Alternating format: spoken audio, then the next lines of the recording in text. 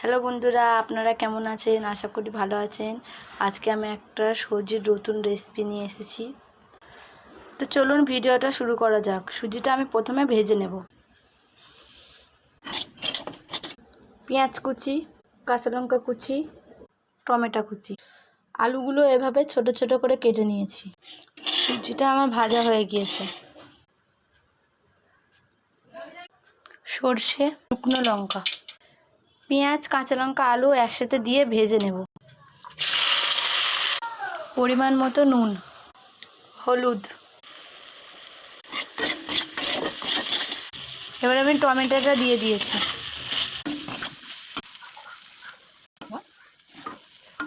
সুজিটা দিয়ে এবার নেড়ে নিচ্ছি।